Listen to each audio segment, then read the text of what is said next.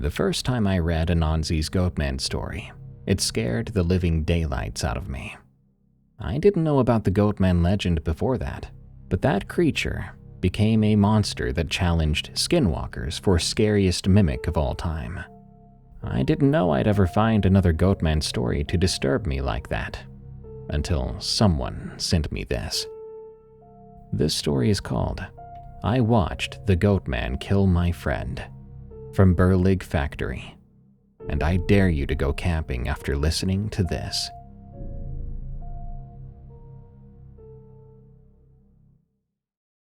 I decided to write this story because of some news I recently heard.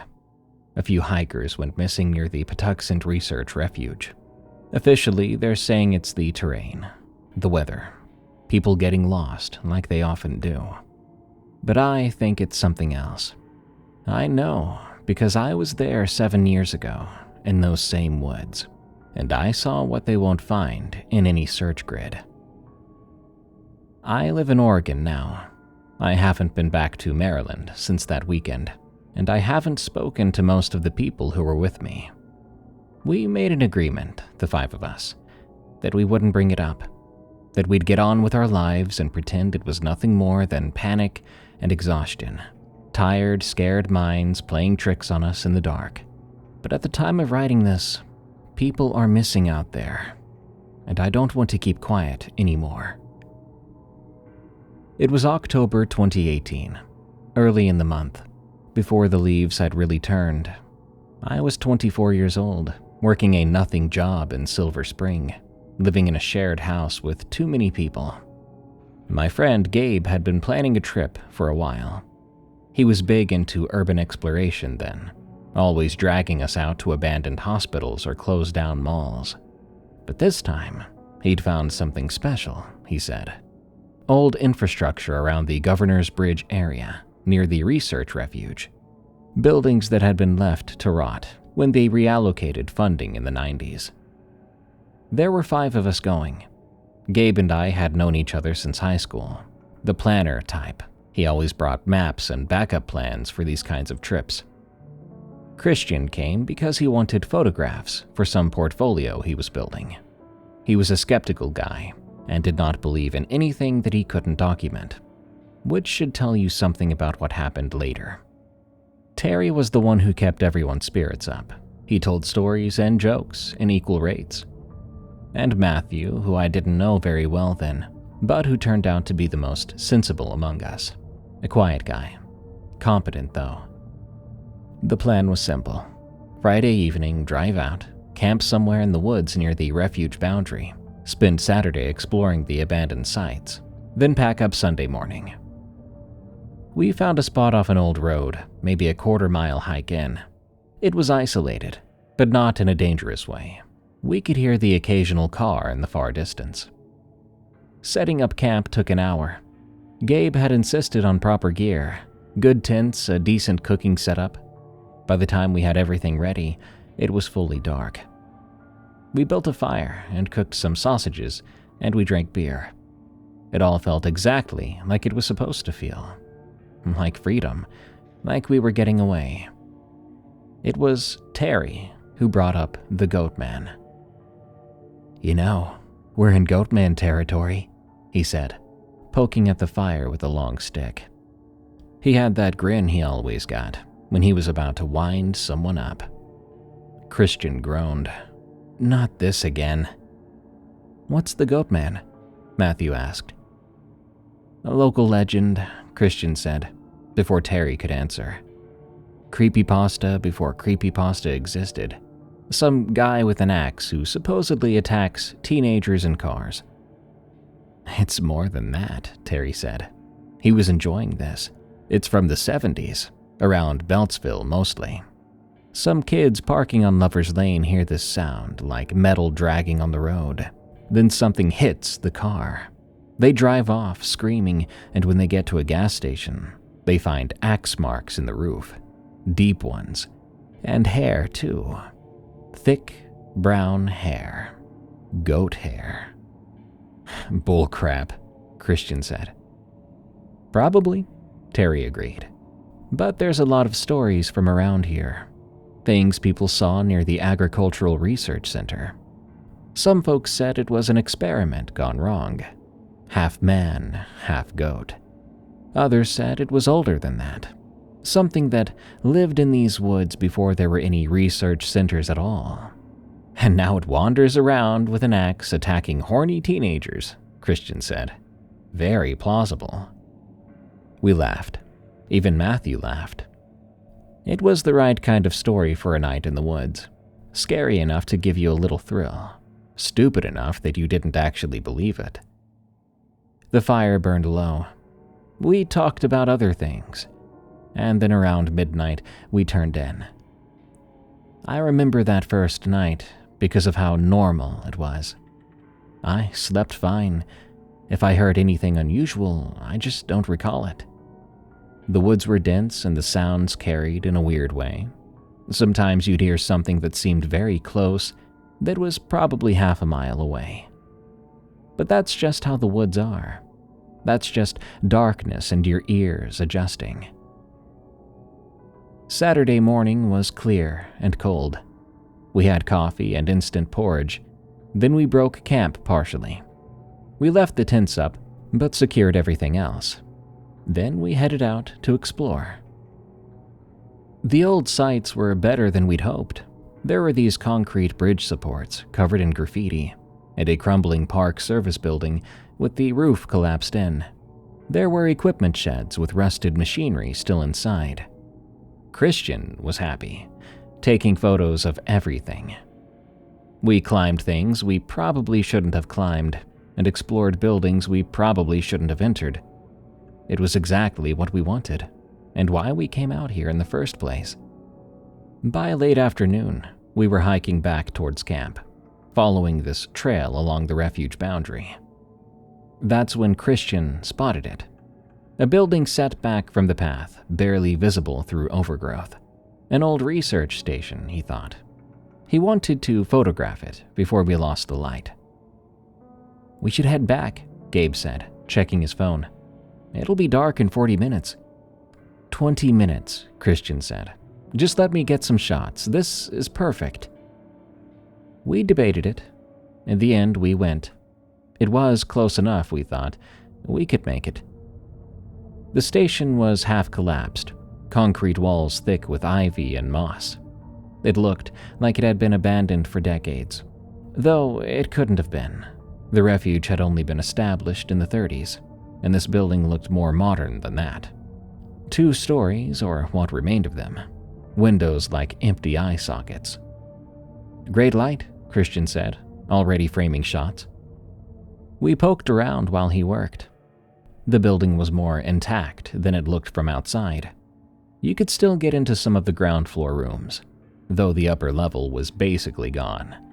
There was debris everywhere, broken glass, chunks of concrete, water damage, animal droppings. Matthew was the one who mentioned the smell. "Something died in here," he said. He was standing near a doorway that led deeper into the building. "It smells wrong." He was right. It was that wet fur smell, thick and organic, mixed with something sharper. I didn't want to go closer, but Christian did, camera raised. "Jesus," he said, and stopped. We crowded behind him. The room beyond the doorway was larger than the others. Might have been a laboratory once, and there was evidence someone had been living there, or something had. Not a homeless camp, it wasn't that. There were no sleeping bags or discarded food containers, no needles or bottles. What there was, though, there were bones. Animal bones. Too big for rats, but too small for deer. They almost looked arranged somehow, though I couldn't tell you the pattern. They were piled in corners, broken open for the marrow. And hair, clumps of it, matted and dark, stuck to the walls and scattered across the floor. The walls themselves had marks in them, deep scratches in the concrete, gouged out like something had been sharpening claws. We should go," Matthew said. Christian was still taking photos, but his hands weren't as steady as they were before. "We should go, right now," Matthew said again. That's when I noticed how dark it was getting. The light had that golden going gray quality that means you've got about 15 minutes before you're in real twilight. We'd been there longer than we should have been. We left in a hurry. Christian took a last few shots of the exterior, and then we were walking fast back along the trail, nobody doing much talking. The woods were getting that pressed-in feeling they get at dusk, when all the space between the trees seems to shrink. Everything felt closer than it was before. Terry made a joke about us running away from nothing, but it fell flat, and we walked faster. I started to feel something then, like I was being watched. I sensed that something was very wrong, that you can't name, but your body understands perfectly well. I kept wanting to look behind me, but I didn't. None of us did. I think because we all sensed that if we looked back, we might see something we didn't want to see.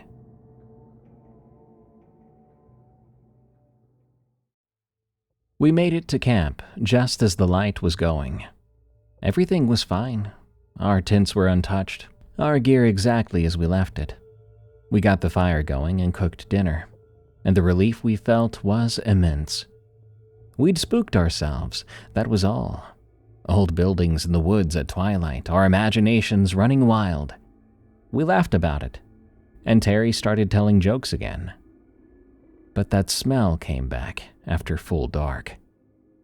Matthew was the first to notice. He went still with his fork halfway to his mouth, just listening. And then he sniffed. "Do you smell that?" We did. It was the same smell from the station. Wet fur and rot. But stronger now, much, much stronger. And it wasn't coming from one direction. It seemed to move around the edge of our camp, circling just beyond where the fire could reach. "Maybe there's a dead animal nearby," Gabe said. Then we heard the movement, heavy footfalls in the underbrush heading north. We all grabbed our flashlights and shined them at the trees.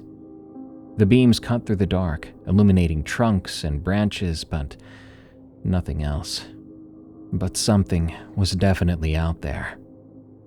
For maybe an hour, we heard it moving around us, always staying just out of sight. There were branches snapping and that heavy tread. At one point, there was a sound like something large dragging against bark. We kept the fire going high. Not one of us thought we should go investigate. Nobody suggested leaving either, though. Hiking out in the dark seemed worse than just staying put, staying together. That's when Terry freaked out. "Did you hear that?" He stood up, staring out into the woods. "Holy crap, someone just called my name." "I didn't hear anything, Terry," Christian replied. "No, man, that was Amy's voice." Amy was his girlfriend. She was back in Rockville, nowhere near these woods. "That was definitely Amy." We sat there in silence. The fire crackled. I was about to tell Terry he was hearing things when I heard it too. "Grayson." My mother's voice coming from the trees to the east, calling my name the way she used to when I was a kid and dinner was ready. Gabe heard his sister and Christian heard his father. Matthew heard his ex-girlfriend, the one who'd moved to California just a year ago.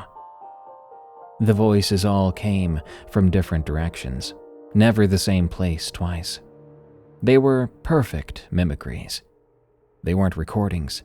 There was too much life in them, too much personality. But they were wrong in some other way. There was something underneath them, something that made my skin crawl. None of us moved from that fire. Christian had his flashlight trained on the trees, sweeping back and forth. "This isn't real," he kept saying. "This isn't possible." Then his beam landed on something. It was between two oak trees maybe 30 yards out, standing motionless. The light hit it for just a second before Christian jerked the flashlight away with a sound like he'd been punched in the gut. But I'd seen it. We all had seen it. Something was there, hunched forward with massive shoulders, too wide for a normal man. But the head was what really stuck out, a silhouette with horns curved and thick and a jutting snout. The eyes reflected back, bright and flat, utterly without anything I'd call consciousness. In the blink of an eye, it was gone. Christian's flashlight was shaking so badly by then, the beam was practically useless. "We need to leave," Terry said. "We need to get to the cars right now." "It's a quarter mile in the dark," Gabe said. "Through the woods, with that thing out there. We can't stay here." "We can't go either." We argued about it, voices rising. Eventually, we decided we'd stay together by the fire until first light, then pack up fast and leave. We had weapons of a sort. A camping hatchet, knives, heavy mag lights. We'd keep the fire big. We'd take turns watching. It was only a few hours until dawn, right? And that was the longest night of my life. This thing circled our camp continuously. Sometimes we'd see movement in the darkness, just at the edge of what we could perceive. Sometimes we'd hear it, with its heavy breathing like bellows and the snapping of branches. Once, around 2 a.m., we heard something that sounded like laughter, low and thick and absolutely inhuman. But it was certainly laughter. The voices continued intermittently. People we knew, people we'd loved, calling our names from the dark, asking us to come see them, telling us they were hurt, that they needed our help, and to come quick. But we didn't go. We huddled by that fire, and we fed it everything we could reach without leaving the light. Around 4 a.m., everything went silent. The sudden absence of sound was worse than the noise could have been. We sat there hardly breathing at all, waiting for something to happen. But nothing did. Minutes passed, and the fire crackled. Far away, a real animal, a raccoon I think, began to move through the brush. "Maybe it left," Terry whispered. We weren't about to believe that. Dawn came slowly, the way it does when you've been up all night waiting for it. The darkness went gray, then lighter gray, then that pale wash that means morning is finally, actually arriving. We could see the trees around us again, and we could see that there was nothing there. We were exhausted and terrified, but it was morning now. Time to pack up. Time to get the heck out. We moved quickly, taking down tents and shoving everything into bags without bothering to organize it properly. We were all so focused and in a hurry that we didn't really talk. We kept checking the woods, but in the daylight, everything looked normal. Just trees and forest. Nothing to be afraid of. I remember thinking as we finished packing that we'd made it through. That whatever that thing was, it was a creature of the dark. So now in the light, we were safe. Like it was some Hollywood monster movie with rules. I also remember thinking we'd just have to make it to the service road, to the cars, then this would all be over. But I was very, very wrong. We threw everything into the bags without care for organization. Tent poles jabbed through fabric. Sleeping bags went in still half stuffed. Nobody spoke except to say things like, "Got it," or "Ready." We moved as a unit, constantly checking the trees around us, though in the morning light there was nothing to see. The hike out felt longer than a quarter mile. None of us wanted to be last in line. We kept bunching up and practically walked on each other's heels. Eventually, we forced ourselves to spread out a bit, but then we ended up bunching up soon after. Still, the woods were just woods in the daylight. There was bird song and sun coming through the leaves, a chipmunk scattering away from the path. Normal, so beautifully normal. Terry tried to lighten things up halfway through. So that's it for camping, right? We're all in agreement? Next trip is somewhere with room service. It got a weak laugh. Christian and Gabe started discussing what we'd actually seen, or what we thought we'd seen. The silhouette, the horns. It could have been a deer, Christian suggested. At worst, it could have been someone screwing with us, Gabe said. Matthew kept quiet. But then Matthew was always quiet. We reached the service road, and there were the cars, exactly where we'd left them. Gabe's SUV and Christian's sedan, covered in pollen and tree debris, but otherwise untouched. The sight of them was absurdly reassuring. Metal and glass and modernity. We loaded the gear quick, shoving bags into trunks and back seats. I remember that moment clearly. We were about to get in. I had my hand on the door handle of Gabe's SUV, and I felt that wash of relief too. We'd made it, and whatever that thing was, it was behind us now. We would just drive away, and this would become one of those stories you tell at parties, embellishing it a little more each time, until even you're not sure what really happened. I then did a mental count of the gear, making sure we hadn't left anything. Tent, sleeping bags, cooking equipment, cooler. Then I counted the people. 5. Gabe, Christian, Terry, Matthew, me. 5. That was right. That was the number that had come out here on Friday. But something was wrong. I stood there with my hand on the door handle, trying to figure out what was bothering me. Sleep deprivation, I told myself. Stress. We'd been up all night, scared out of our minds. Of course I felt strange. Hey, you good? Gabe asked. Yeah, I said. Just tired. We split up between the cars. I rode with Gabe and Terry. Christian and Matthew took Christian's sedan. We'd caravan out, Gabe said, sticking together until we hit the highway. That old road was rutted and overgrown. Branches would scrape against the windows. It took about 15 minutes of careful driving before we made it to pavement. Then another 20 minutes to the next route, heading north toward the Beltway. Normal roads, normal traffic. The world going about its business like nothing happened. Gabe suggested stopping for gas. We were all running low and nobody wanted to risk getting separated. We pulled into a station just south of Laurel, both cars side by side at the pumps. Everyone got out. The sun was fully up now, bright and ordinary. People were filling up their tanks and going into the convenience store for coffee and lottery tickets. I watched an old woman put air in her tires. I need coffee, Terry said, and a piss. Not necessarily in that order. We went inside, all 5 of us. Christian made a joke about how terrible we probably smelled. The clerk was a tired-looking woman in her 50s who didn't even glance up from her phone. I got some coffee and stood by the Kramer station, doctoring it with too much sugar. That's when I really looked at the group, at my friends. Everything seemed fine. Tired and rumpled, but fine. Terry was joking with Gabe by the chip rack. Christian was in the bathroom. Matthew was studying the cooler full of energy drinks with that focused look he got sometimes.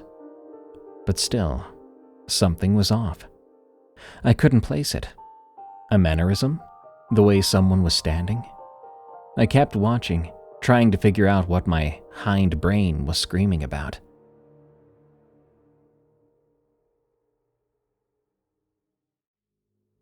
Back outside, pumping gas, Christian suggested breakfast. We should probably eat something real, he said.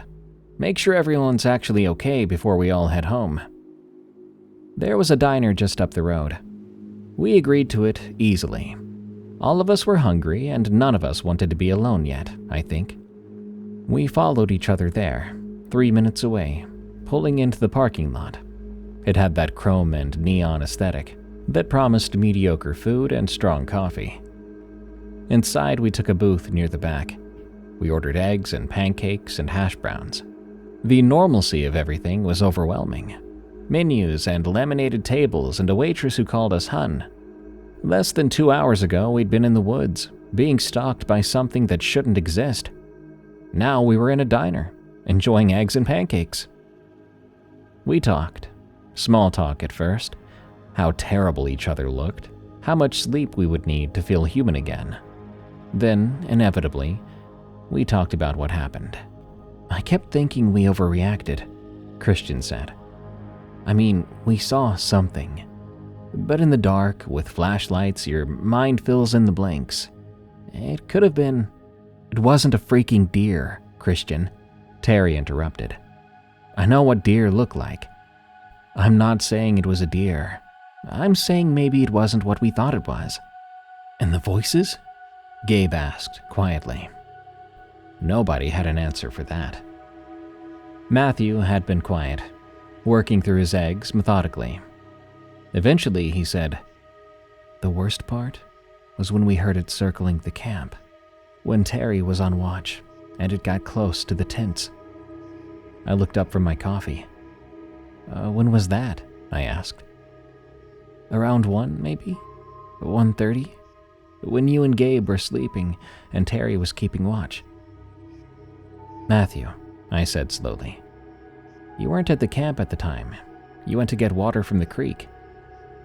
"No, I didn't," he said, smiling. "I was right there." "No, you went to refill the bottles. You were gone for like 10 minutes. We were worried about you." The smile didn't waver. "I think you're misremembering. I was there the whole time." I looked around the table. Gabe shrugged. He'd been half asleep. He hadn't seen. Christian looked confused, and Terry was frowning, trying his best to remember. "Pretty sure you were there, man," Terry said to Matthew.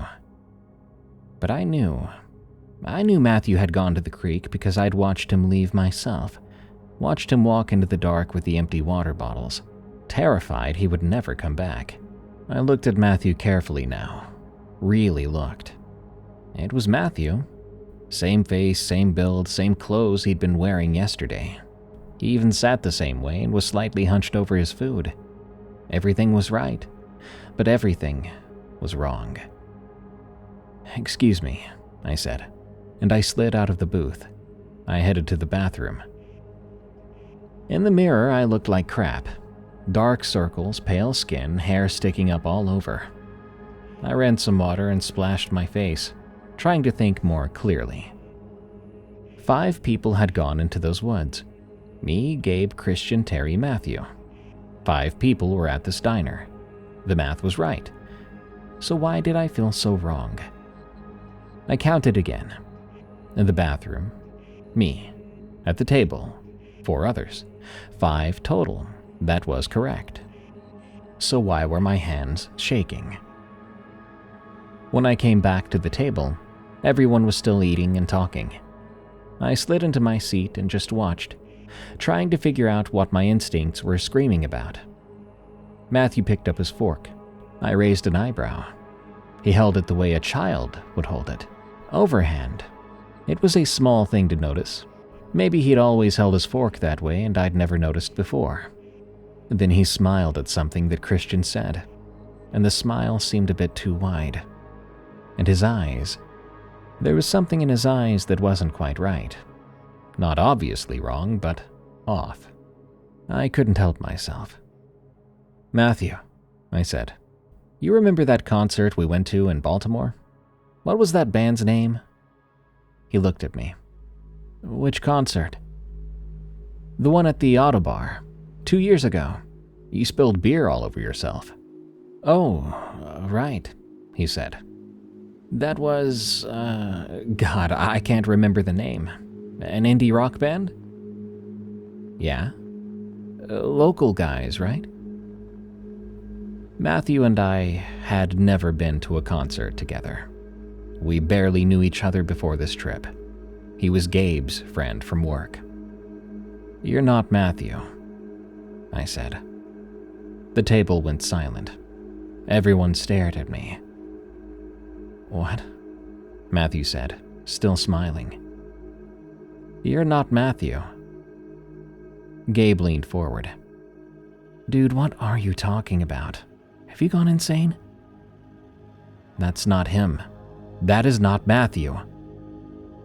Christian put his hand on my arm. "Man, you've been up all night. You're exhausted. We all are." "Look at him," I said. "Really look at him." They looked. They saw Matthew, tired and confused, watching me, concerned. "I think you need some sleep," Terry said quietly. "Maybe we should take you to—" "Matthew and I have never went to a concert together," I said. "That was a test, and he answered it." "Maybe he just went along with it because you sounded so sure," Gabe said. I looked at Matthew, just looked at him, and he looked back, still smiling a too wide smile. "Where is he?" I asked. "What did you do with the real Matthew?" "Oh God, man, I think you're having some kind of episode," Christian said. His hand was still on my arm trying to anchor me. "Last night was screwed up, yeah, but we're all screwed up. But Matthew's right here." But I was certain now. The thing from the woods was sitting across from me, wearing Matthew's face. "I need air," I said, and I pulled away from Christian. I slid out of the booth and walked fast toward the door. Outside in the parking lot, I leaned against Gabe's SUV, breathing hard. What was I supposed to do about this? Scream, "Help me, my friend's been replaced!" Everyone would think I'm insane. Maybe I was insane.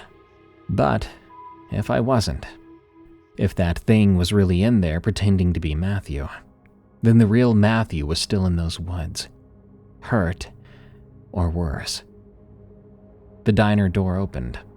All four of them came out, walking toward me carefully, like I was a rabid animal. "Hey," Gabe said gently, "let's talk about this." "You need to see a doctor," Christian said. "I'm serious, man. I think the stress—" "I'm fine," I said. I need to go back." "Back home?" "No, to the campsite. I left something there." It was a lie. I'd never been good at lying, but I needed to search for Matthew. Needed to find him before. "We're not going back there," Christian said flatly. "No freaking way." "Then I'll go alone." "That's an even worse idea," Terry said. We argued, raising our voices in the parking lot of that diner, while other customers came and went. Gabe tried to mediate. Christian insisted I needed professional help. Terry just looked uncomfortable. Matthew, though, he stood slightly apart, watching everything go down, but not saying anything. Finally, Gabe sighed. Okay, I'll go back with you. We'll do a quick search, check the campsite for what you lost, and you'll see that there's nothing wrong. We can all go home and sleep this off." "I'll go too," Matthew said. The words sent ice down my spine. "You don't have to," I started. "I want to help," he said, that smile again. "We should stick together." I looked at Gabe, trying to communicate something with my eyes. Don't let him come. But Gabe just looked too tired for this. He was also worried and slightly annoyed. "Fine," Christian said. "3 of you go. Terry and I will just wait here. We'll give you 2 hours. If you're not back by then, we're gonna call the cops." "Fair enough," Gabe said. So that was it. 3 of us would go back to those woods. Me, Gabe, and the thing pretending to be Matthew. We got in Gabe's SUV, me in the front passenger seat, Matthew in the back. Gabe started the engine. "This is a waste of time," Gabe muttered, pulling out of the parking lot. "There's nothing at that campsite." I watched Matthew in the side mirror. He sat very still, his hands folded in his lap. He looked out the window at the passing scenery. I knew 2 things with absolute certainty. That wasn't Matthew, and whatever it was, I was about to be alone with it in the woods. The drive back to that old road took 25 minutes. Neither Gabe nor I spoke much. Matthew said nothing at all. When we pulled onto the rutted dirt road, heading back toward where we'd camped, my stomach turned. Gabe parked near where we'd parked before. We got out. The woods were completely silent. "Let's make this quick," Gabe said. "What did you leave?" I couldn't remember what I'd claimed to have left, if I claimed anything at all. My mind was blank. Behind us, Matthew smiled. "Lead the way," he said softly. And we walked back into the trees. The hike back to the campsite was worse the second time. Gabe kept asking what I'd left behind, and I kept giving vague answers. "My backpack," I said. "Important stuff in it." He didn't push, but I could feel his frustration building. Behind us, Matthew said nothing. I kept turning to check on him. He was always there, maintaining the same distance, the same calm expression on his face.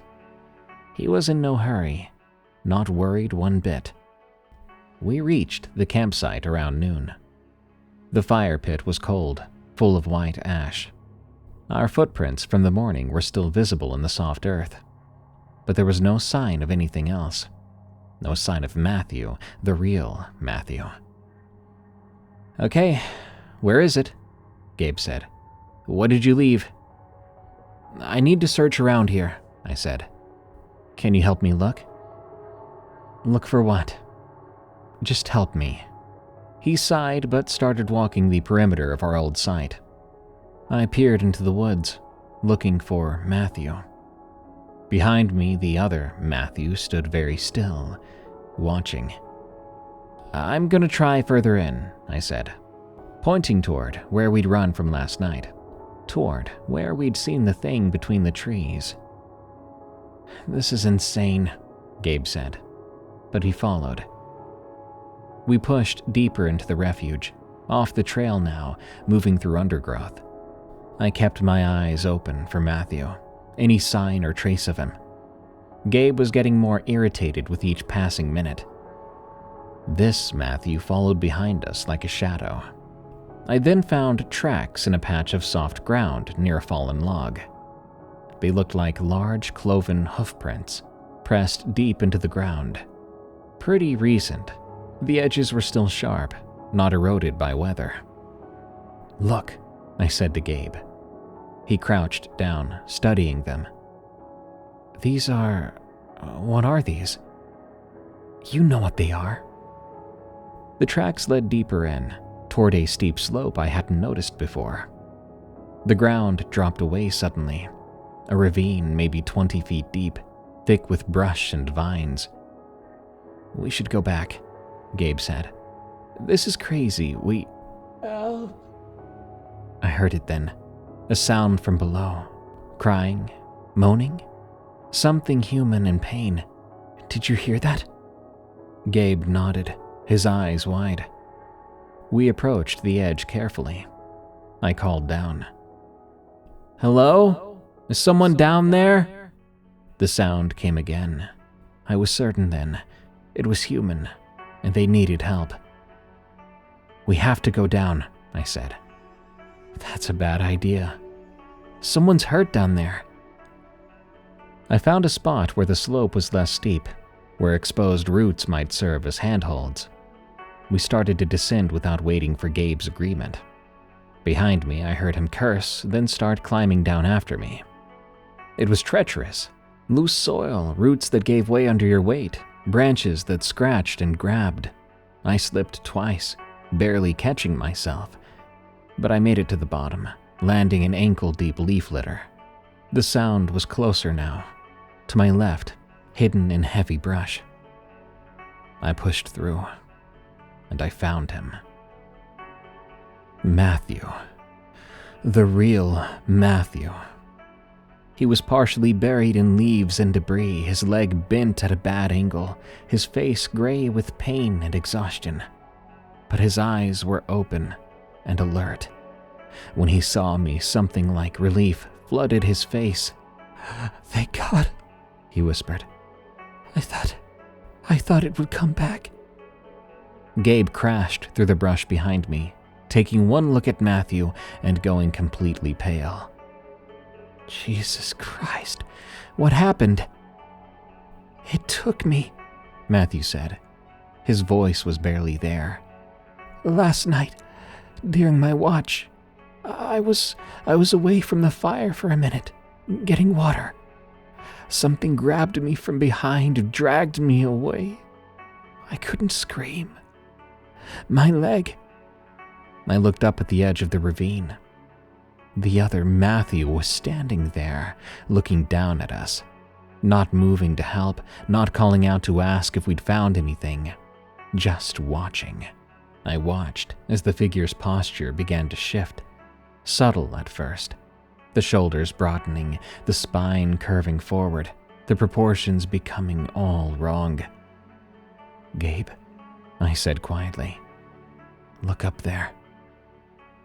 He looked up, and he saw it too. The thing that had been pretending to be Matthew was dropping the pretense.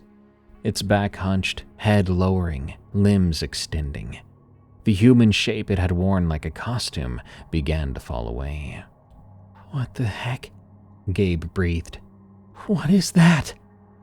It stood at the edge of the ravine, its true form revealed now.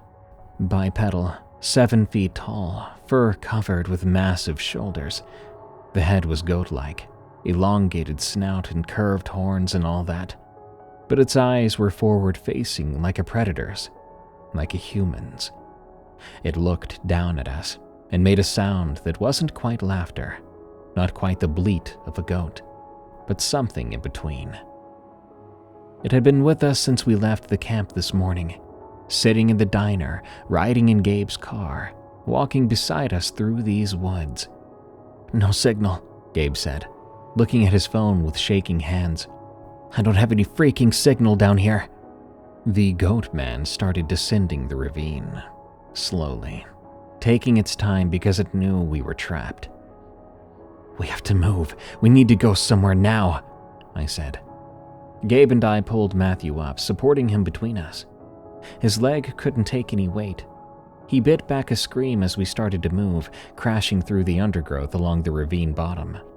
Behind us, the thing followed, not rushing. These were its woods, its territory. It knew every inch. The ravine opened up into a wider creek bed. We followed it, desperate for any path that led out. Matthew was in bad shape. His breathing was shallow and his weight became heavier between us. We were slowing down. "We can't stop," Gabe panted. "Keep moving." The creek forked ahead. One branch seemed to curve back toward the interior of the refuge, darker and more overgrown. The other looked slightly more open, might lead out toward the roads. We took the open one, staggering along it for 10, maybe 15 minutes. Matthew's head lolled against my shoulder. Then I realized we'd chosen wrong. The trees were getting denser. There were no signs of trails or roads, no signs of traffic. We were heading deeper into the refuge, not away from it. "Gabe," I said, "we have to go back." He was about to answer when we saw it. Ahead of us, blocking our path, stood the Goatman. It had circled around, herded us deliberately. This wasn't a chase. It was a hunt, and we were prey that didn't understand that game. "Put me down," Matthew whispered. "Hide me. You need to do something." "We're not leaving you," Gabe said. "You don't have a choice." We lowered Matthew behind a fallen log, covering him with branches as best we could. Then Gabe and I grabbed what we could find, heavy branches, rocks, pathetic weapons against something like that. It watched us prepare, almost curious. Then it charged. I've been in exactly one fight in my life, a shoving match outside a bar when I was 22. This wasn't a fight. This was being hit by a truck. It crashed into Gabe first, taking him down hard. They went into the creek bed together, water splashing up. Gabe was screaming, trying to get his arms up to protect his face, but that thing was on top of him, impossibly strong, the goat head snapping down. I hit it with the branch I'd been holding, brought it down on its back with everything I had. The branch shattered. But it worked. The Goatman turned its attention to me. It rose up from Gabe, pivoting with a fluid grace that something that big shouldn't have. Its eyes locked on mine. I could smell its breath, rancid and metallic. Something animal, something ancient. I could see its teeth. There were too many of them. It took a step forward. I stumbled back, tripping over a root, and I went down hard. Gabe tackled it from behind then. I don't know where he found that strength. He was bleeding from his face and chest, but he hit that thing with his full weight, wrapping his arms around its torso. Go! He screamed at me. Get Matthew and go! The Goatman spun, throwing Gabe against a tree. The sound of impact was terrible. But Gabe held on, dragging the thing down, giving me the seconds I needed. It was the worst moment of my life, worse than anything that came after, because I ran. I pulled Matthew up, got him over my shoulder in a fireman's carry, and I ran back the way we'd came, leaving Gabe there, fighting something that couldn't be fought, buying us time with his life. Behind me, Gabe's screams cut through the woods until they stopped. There was only silence then, and then the sound of heavy footsteps. It was coming. I crashed through the underbrush, Matthew's dead weight nearly pulling me down with each step. My lungs were on fire, my legs were shaking, and still I ran. The creek bed, then the fork. Back the other way now, the way we should have gone in the first place. I couldn't hear anything over my own ragged breathing and the sound of branches breaking as I pushed through. Then I saw the trail, an actual marked trail with a wooden sign and a posted map. Signs of humanity, of order, of safety. I staggered onto it, nearly falling, caught myself on a trail marker. Matthew groaned against my shoulder. I kept moving along the trail, praying it would lead somewhere, anything but deeper into this nightmare. The trail was well maintained, gravel under my feet. It curved through the trees, marked with occasional signs. I followed it because I had no other options. And I could feel it behind me. Not see it. It was staying just out of sight now, moving parallel to the trail through the trees. But I knew it was there. I could hear the branches shifting, and I could sense its attention fixed on us. The trail sloped upward. My legs were screaming, and Matthew was barely conscious. His breathing was shallow and fast. I climbed, one step after another, because stopping meant death. Finally, I saw pavement. The trail ended at a paved park road, empty but beautifully, impossibly real. Asphalt and painted lines and a metal road sign. I stumbled out onto it, went to my knees, Matthew sliding off my shoulder. I looked back at the tree line. It was there. The Goatman stood at the edge of the woods, exactly where the pavement began. It was watching us. It wasn't moving forward. It couldn't, I thought, or it wouldn't. Something about the boundary of the forest, the hard edge of civilization, held it back. Was it because it was in its true form? We stared at each other for a moment. Then it stepped backward into the trees. Like that, it was gone. I couldn't move. Matthew was unconscious beside me on the road. We'd gotten out, we had made it. But not Gabe. I heard an engine. I looked up to see headlights approaching. A park service vehicle came around the corner. The ranger inside slowed down as he saw us collapsed in the middle of the road. He got out, asking us questions I couldn't yet process. He asked if we were okay, what happened, if we needed an ambulance. I looked past him toward the woods, towards where the darkness between the trees where something that shouldn't exist might be waiting, where my friend had died, buying us the time to escape. There's someone else. There's someone else in the woods. We have to, I said. But even as I said it, I knew there was nothing left to find, nothing left they could do. The ranger was on his radio, calling for medical support, asking our names and where we'd been. I looked at Matthew, still breathing but only barely, then back at the woods. I knew with absolute certainty that whatever had happened in there, whatever we'd encountered, the world was not going to believe us, could not believe us. The woods kept their secret, and one of them was Gabe. 15 minutes is how long it took for the ambulance to arrive, but that felt like hours. Matthew had stopped responding. His breathing was so shallow, I wasn't sure he was going to make it. His skin was cold, like a corpse. Shock, a paramedic said. She tried to keep him warm with a blanket. EMTs worked on him. He was critical. They got him stabilized enough to move and loaded him up quickly. I was ambulatory, they said. Cuts and scratches, exhaustion, possible concussion, but I could walk. As the ranger pounded me with more questions, I answered. Bear, I said. The lie was instinctive. Bear attack.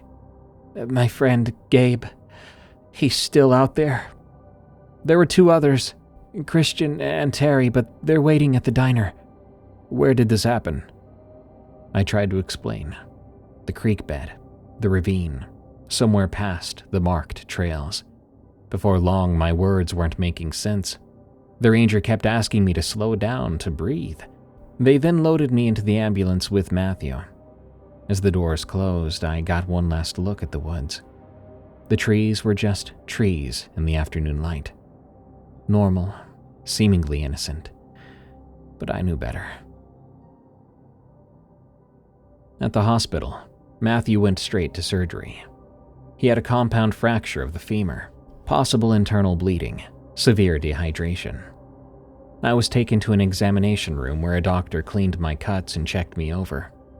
There were some bruised ribs, lacerations, exhaustion, but nothing life-threatening. Some police arrived while I was being stitched up. 2 cops, young and professional. They needed my statement about what happened. So I had to re-explain everything again. The female officer called it in, contacting the Laurel Police Department. She asked them to send over someone to the diner to check on the 2 men waiting there. She then came back into my examination room and said something that made my blood freeze. Sir, the officers at the diner are confused. Your friends Christian and Terry are there, as you said, but so is Gabe. They said they've been waiting there since you left with Matthew. I stared at her. That's not possible. They're pretty certain. They say he's been with them for over 3 hours. He couldn't have been. He was with us. I watched him be attacked and... She looked at her partner. The look said everything. I was in shock. I got a head injury. I was seeing things. We need you to start from the beginning, please, she said carefully. So I did. Matthew pulled through, made a complete recovery, and you would never know what he had been through by just looking at him today. Terry and Christian are just fine, still sometimes make fun of me for begging to go back to that god-awful clearing that day, just to get attacked by a bear. Gabe, though, he's a different story. It took me so long to trust him again. I'd watched who I thought was Gabe be attacked by the Goatman. I'd heard his dying screams in the distance as I ran away. But when I saw him again in person, I was watching him like an interrogator, trusting nothing he did or said. Unlike the fake Matthew, though, Gabe, even after weeks, did not behave strangely. There was nothing off. Nothing except the misaligned events in my head. Gabe had come with me, had drove us back out to the woods, didn't he? Or is the Goatman able to warp your thoughts and your mind entirely? I struggled for some time. When such an important and traumatic event makes absolutely no sense in your head, it can make you feel depressed, even psychotic. Eventually, like Matthew, I pulled through in my own way. Now, Gabe and I are the friends we used to be. To the others, they thought I drove out with Matthew to go find something back at the campsite, and that's the end of it. We've all agreed to stop bringing this up, likely just to keep my mental wounds from tearing back open. It's stories like this that give me hope that a creepypasta renaissance might one day be upon us. Well, that is if this story is fake. Like many stories people send me, the author of this story claims it's true. If it is, I hope you find peace from these horrible events. If not, thank you for a chilling story. Good night. Thank you for tuning in to another episode of Unexplained Encounters. I've been your host, Darkness Prevails, and you can get my new one and only coffee over at eeriecast.store. Make your morning something to fear with the Morning Brew. Also, be sure to rate and follow Unexplained Encounters on Spotify and Apple Podcasts, or your favorite podcast app. If you'd rather, you can just subscribe to me on YouTube at Darkness Prevails. Thank you. Till next time, everyone, stay safe out there and stay creepy, because this world is a strange one.